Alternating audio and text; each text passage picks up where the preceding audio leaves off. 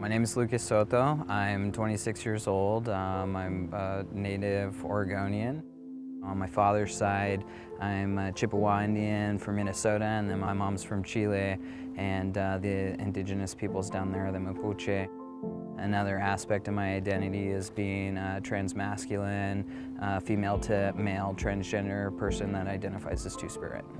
My personal health history, I've had awful interactions with healthcare providers because of my identity.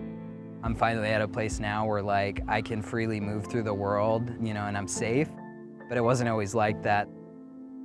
HealthShare wanted to find a way to really raise up these voices, kind of make the invisible visible, right? Because while their numbers might be small, it's no less important.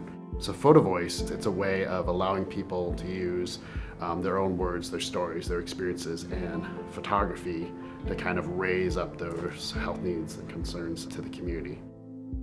You give them a camera and you say, go out and take pictures of what health means to you or to your community, or take pictures around what makes your community thrive. And then they come back in these cohorts, and through that community building process, they reduce some of the isolation they experience, and they start to share their stories. And you can pull themes from that, and you can start to identify community strengths, community needs for these populations who are often overlooked.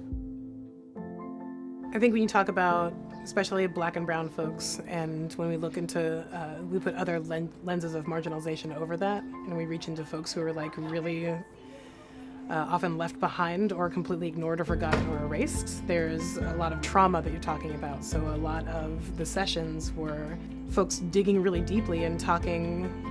We didn't even have time to get as deep as we wanted to get, but just scratching the surface level of what it is to be a Black body in the medical industrial complex. Yeah, it was really emotional. I think it was really powerful to see everybody's, not just our own little group, but all of the other groups' photos. It was just a room full of powerful photos, and it was really cool to see just a different range of identities shown and centered at that event. It was really powerful. I've been on testosterone hormone replacement therapy for over 4 years now, and I took the testosterone bottles and I put them in the shape of a medicine wheel, which is a symbol that most Native Americans use, and it just breaks down different aspects of our identity, being social, mental, physical, and emotional. Prior to transitioning, I struggled with drug addiction. By the time I was 21, I went to prison twice. It was when I was in prison the second time that I decided I should probably, figure out this transition thing. And so this thing that helped save my life, to bring those two together, to bring the drum that's so much healing and just so powerful for me, and then to bring this other element of what saved my life together into a photo was just okay, cool, this makes sense for me, and it was really powerful.